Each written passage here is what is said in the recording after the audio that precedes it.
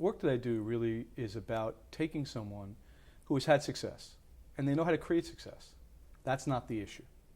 The issue is to move them to a position of profound satisfaction in life, where instead of just being successful, that success is now attached to something that provides them with a sense of completeness and wholeness. So most of the clients who come to me, it's that they realize something is missing for them and they don't know what it is. They can't articulate it.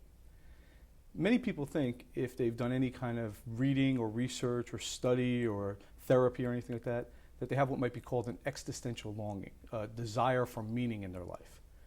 And it's not what I think it is at all. What I think people are looking for is ontological satisfaction. They have ontological longing. Who are they? And that for me is an aesthetic question.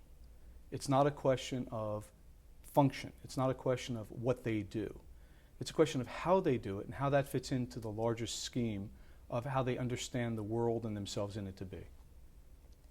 That seems to be a very large task.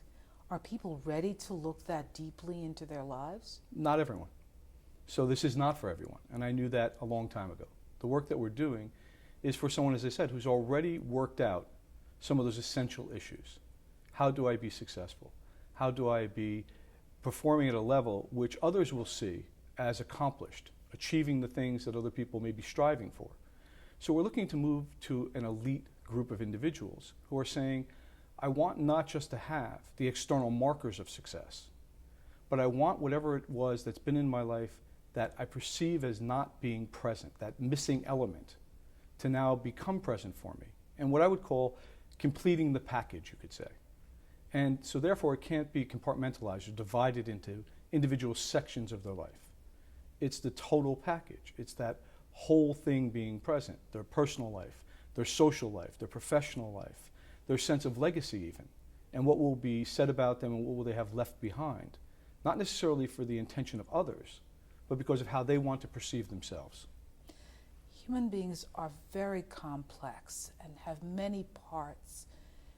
Aren't you concerned that you might move a piece out of place, or that a person might go through a huge transformation and say goodbye to their existing life when they start to explore that deeply? What I would say to that is this. There is an essential quality of being that's inherent in the individual. And my belief in the work that springs from it is that that imprint is present at the earliest age. I would say by 3 months, it's intact. And the man that I learned from, my mentor, a man named Roy Frazier, developed a process called the generative imprint, where he spoke directly to that profound sense of being that's present inherently from the youngest age. Carl Jung said the same thing when he was 50, that his mission in life was to discover the myth he was living from. And he didn't mean the myth he was living from at 50. He meant the myth that powered and drove his entire life. So I don't think people are comprised of many parts. I think there are aspects of personality that appear and become present in a moment and then dissipate and another aspect of personality becomes present. But that fundamental, essential quality of who they are is constant. And yet most people submerge it. They put it into hiding because it's threatened all the time from others, even those with good intention. So we experience what I would call even mini traumas. And these mini traumas stack up over a lifetime. And people learn to hide that most essential quality of themselves because to expose it exposes it to risk, to ridicule, to threat.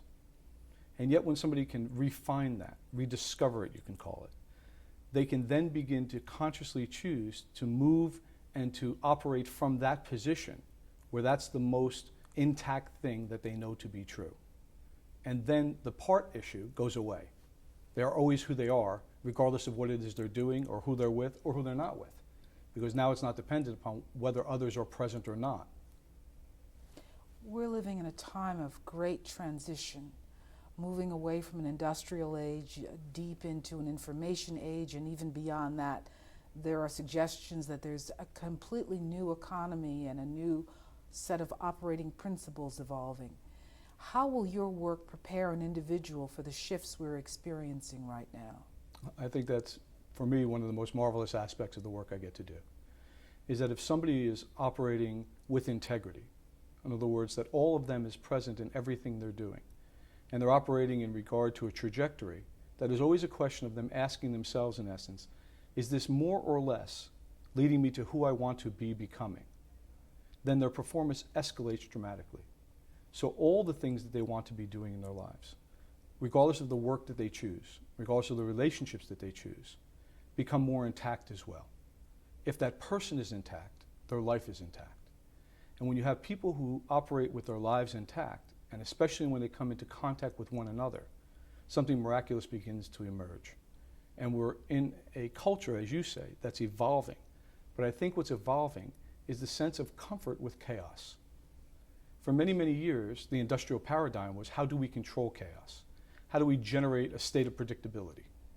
And now what we're asking people to do is not to necessarily avoid chaos, but to embrace it and to find the opportunities that lie within chaos. And a purely non-chaotic environment, a perfectly organized environment, is what's called by physicists entropic. It's imploding upon itself because there's no energy left. When there's energy present in any system, it's chaotic. The more energy, the more chaotic.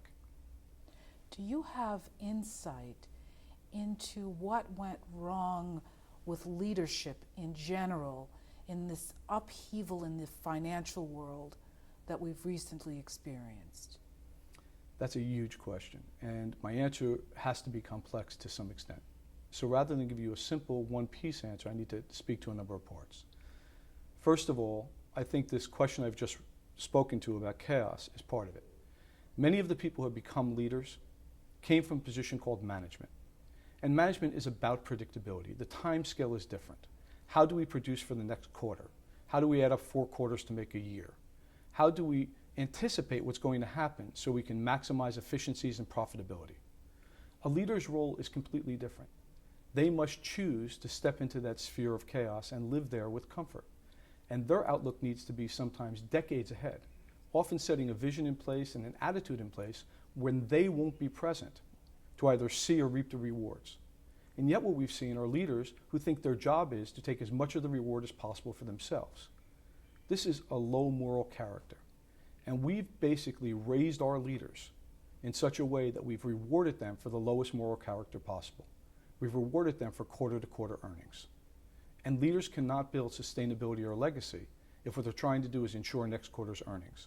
What they need to do is keep their eye on that ball and hand it off and make it other people's responsibility who are accountable to them for producing that result, while they put the majority of their attention on where will we be in the decades that lie ahead, and what ground am I sowing now for the people who will come after I'm long gone.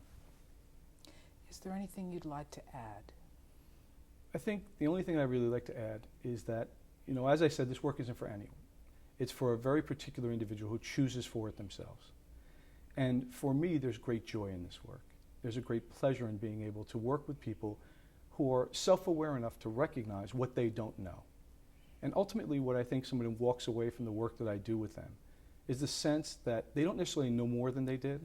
In fact, they're more aware of how little they know in regard to what's possible. And they generate a great deal of familiarity with being unaware of what it is that they don't yet know, and a great childlike playfulness around the possibility of exploring that domain, as opposed to a fear of what it is that they don't yet know.